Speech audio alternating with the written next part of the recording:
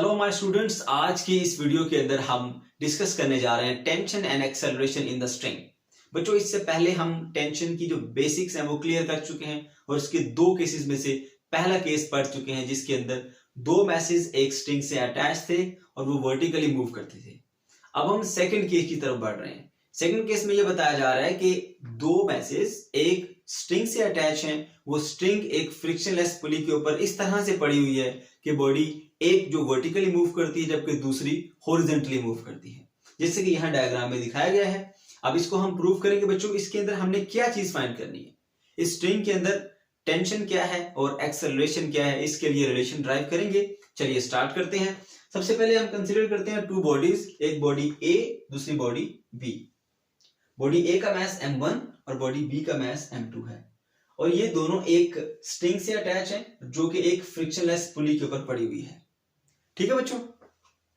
अब जो ये मास m1 है और m2, इनका कंपैरिजन किया जाए तो m1 मास ग्रेटर है एज कंपेयर टू m2, तो लिखेंगे यहां पर m1 is greater than m2 है। राइट। आप क्या करेंगे बच्चों, जैसे ही आपने यहां पर लाने के बाद इसको छोड़ा तो आप देखेंगे क्योंकि ये बड़ा है ऑब्जेक्ट, इसका मास ज्यादा है तो वेट ज्यादा होगा। ज्यादा वेट होने की वजह से ये नीचे की तरफ मूव करेगा। जब ये नीचे की तरफ मूव करेगा, ठीक है, तो ये वाला जो ऑब्जेक्ट है ये हॉरिजॉन्टली इसके ऊपर ऐसे स्लाइड करेगा। अब ये वर्टिकली मूव करेगा तो ये हॉरिजॉन्टली मूव करेगा। ओके। अब जब ये मूव करेगा ऑब्जेक्ट तो इसके अंदर एक्सेलरेशन प्रोड्यूस होगा। पहले इसकी वेलोसिटी क्या थी, 0, ऐसे हमने रोका हुआ था। जैसे ही छोड़ा अब ये नीचे की तरफ मूव किया क्योंकि ये ऑब्जेक्ट हैवी है। जैसे ये ऑब्जेक्ट नीचे की तरफ मूव करेगा तो उससे क्या होगा, इसमें एक्सेलरेशन प्रोड्यूस होगा। अब क्योंकि ये दोनों बॉडी एक ही स्ट्रिंग से अटैच हैं तो स्ट्रिंग के इस पार्ट में और इस पार्ट में दोनों में एक्सेलरेशन सेम होगा। एक्सेलरेशन की डायरेक्शन कहां होगी, देखिए बच्चों, बॉडी डाउनवर्ड मूव की। अब इसकी वेलोसिटी 0 से इंक्रीज की। याद रखें, जब किसी ऑब्जेक्ट की वेलोसिटी इंक्रीज करती है तो एक्सेलरेशन की direction in the direction of velocity होती है। अब देखिए ये ऑब्जेक्ट नीचे को मूव कर रहा है तो इसमें एक्सेलरेशन की डायरेक्शन भी नीचे का होगा क्योंकि वेलोसिटी इंक्रीज की है, तो इसमें एक्सेलरेशन की डायरेक्शन डाउनवर्ड शो कर दी। अब क्योंकि स्ट्रिंग इस तरह से है तो देखिए इसमें भी यही डायरेक्शन होगी एक्सेलरेशन की। देखिए एक ही डायरेक्शन में एक्सेलरेशन प्रोड्यूस हुआ इसमें। ओके। इसके अलावा ये दोनों मैसेज एक ही स्ट्रिंग से अटैच है जो कि फ्रिक्शनलेस सरफेस के ऊपर पड़ी हुई है, इसलिए टेंशन भी इनके अंदर सेम होगी। ओके। अब हमने क्या करना है, टेंशन के लिए और एक्सेलरेशन के लिए एक रिलेशन ड्राइव करना है। कैसे हम ये रिलेशन ड्राइव करेंगे, जिस तरह हम इससे पहले करते थे बच्चों कि एक मास को लेंगे, ठीक है, और उसके अंदर हम नेट फोर्स कैलकुलेट करेंगे। नेट फोर्स कैलकुलेट करने के बाद उसको न्यूटन सेकंड लॉ से कंपेयर करेंगे, एक इक्वेशन बन जाएगी, उसको नोट कर लिया। फिर दूसरी तरफ आएंगे, यहां पर नेट फोर्स कैलकुलेट करेंगे। नेट फोर्स कैलकुलेट करने के बाद उसको न्यूटन सेकंड लॉ से कंपेयर करेंगे और उसके बाद एक सेकंड इक्वेशन बना लेंगे। ये दो इक्वेशन जब हमारे पास आ जाती हैं उनको हम ऐड करते हैं और उनको डिवाइड करते हैं, एक्सेलरेशन और टेंशन दोनों की वैल्यू हमें मिल जाती है। चलिए स्टार्ट करते हैं। सबसे पहले हम बात करेंगे ए बॉडी की। जो बॉडी हमारे पास है ए, इसके पास नेट फोर्स क्या है, नेट फोर्स, इसको हम F1 कह देते हैं, ठीक है, क्योंकि ये मास m1 है इसलिए इसी रिस्पेक्ट से हमने इसको F1 कह दिया। अब बच्चों इसके ऊपर दो फोर्सेस एक्ट हो रही हैं, एक वेट की डाउनवर्ड और एक टेंशन की अपवर्ड। ये दो फोर्सेस इसके ऊपर एक्ट हो रही हैं। ओके। तो देखिए ये बॉडी नीचे की तरफ मूव की है तो याद रखें जो फोर्स नीचे की तरफ इसको खींच रही है वो बड़ी है, क्योंकि दो फोर्सेस हैं, एक वेट की और एक टेंशन की। बॉडी मूव कर रही है डाउनवर्ड, इसका मतलब जो डाउनवर्ड लेके जाने वाली फोर्स है वो ग्रेटर है और अपवर्ड ले जाने वाली फोर्स स्मॉलर है। और नेट फोर्स आप कैसे कैलकुलेट करेंगे, हमेशा ग्रेटर में से स्मॉलर को माइनस करेंगे, ठीक है। अब नीचे वाली फोर्स ग्रेटर, ऊपर वाली फोर्स स्मॉलर, तो वेट ज्यादा है टेंशन कम, यानी वेट माइनस टेंशन करके आप नेट फोर्स कैलकुलेट करेंगे। तो वेट क्या है m1g, m1g माइनस टेंशन क्या है इसके अंदर t। ओके। अब बच्चों न्यूटन का सेकंड लॉ क्या कहता है, आप उसको भी लिख लें। न्यूटन्स सेकंड लॉ वो कहता है F is equals to ma, F is equals to ma। अब क्योंकि इस तरफ फोर्स को हमने F1 का नाम दिया तो उसी रिस्पेक्ट से F1 कह दें, और मास को हमने m1 का नाम दिया तो आप यहां पर 1 लगा दें। अब ये वैल्यू F1 की आपने इसके अंदर पुट करनी है, value put this value value को आप यहां पुट करें तो क्या आ जाएगा आपके पास F1 की जगह पर m1a is equals to m1g minus T. ये आपकी इक्वेशन नंबर 1 आ गई जिसके बारे में मैं आपको बता रहा था। अब हमने ये जो सेकंड बॉडी है ना इसकी बात करनी है बी। बच्चों बी के ऊपर 3 फोर्सेस एक्ट हो रही हैं। ये देखिए इसका वेट जो कि डाउनवर्ड होता है ये m2g, ठीक है। और जब कोई ऑब्जेक्ट किसी सरफेस पे पड़ा होता है लाइक दिस, अब इसका वेट डाउनवर्ड एक्ट हो रहा है इस सरफेस के ऊपर, जैसा कि यहां पर टेबल है, टेबल के ऊपर एक्ट हो रहा है, ये एक्शन है।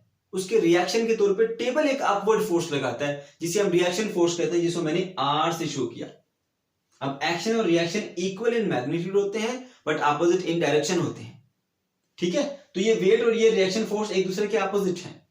अब बच्चों याद रखो यहां पर इसकी वर्टिकल मोशन नहीं है, ना तो ये अपवर्ड मूव करता है ना ये डाउनवर्ड मूव करता है। इसका मतलब vertically no motion.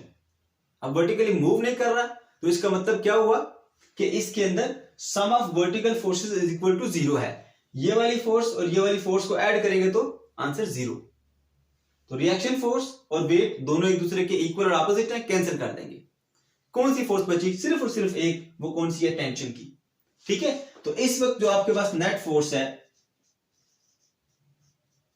Net force जिसको आप F2 से नाम दे दें, वो किसकी इक्वल है? सिर्फ और सिर्फ टेंशन के। अगेन इसको न्यूटन सेकंड लॉ से कंपेयर करेंगे।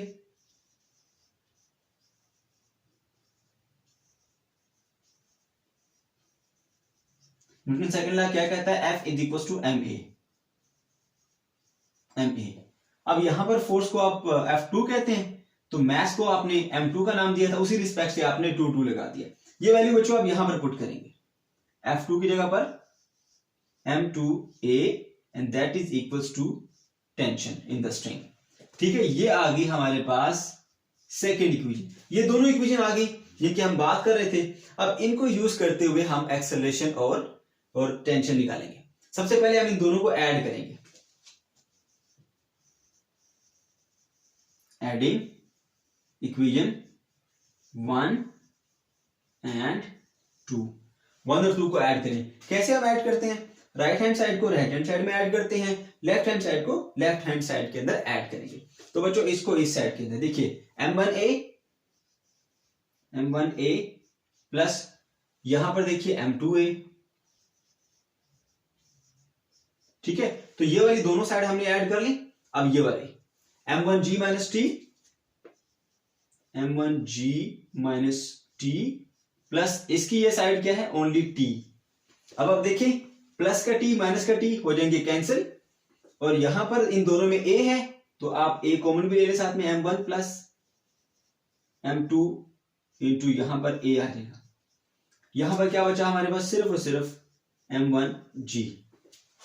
हमें एक्सेलरेशन कैलकुलेट करना है तो एक्सेलरेशन के साथ ये जो ब्रैकेट मल्टीप्लाई हो रही है इसको इक्वल के उस तरफ जाके डिवाइड कर दें।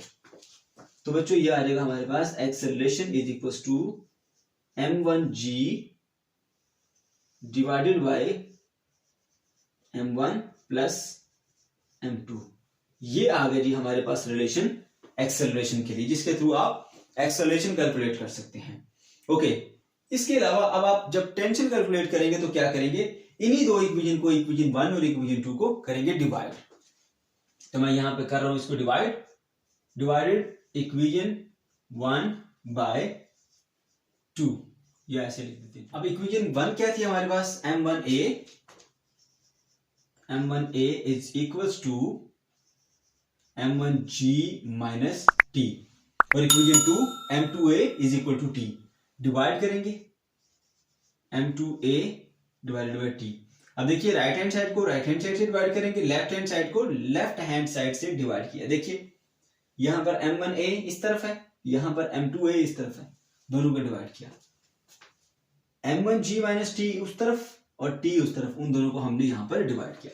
अब बच्चों एक्सेलरेशन क्योंकि सेम था दोनों तरफ तो वो कैंसिल हो गया।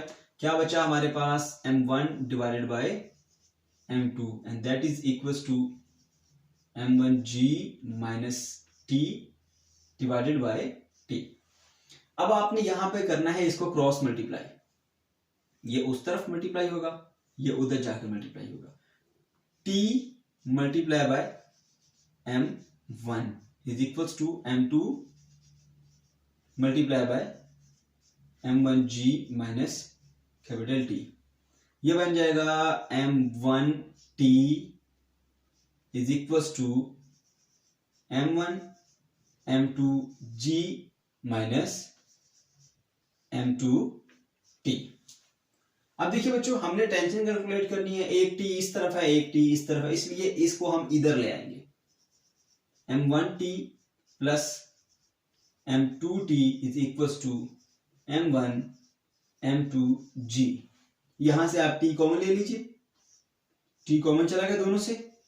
M1 plus M2 is equals to T is equal to M1 M2G।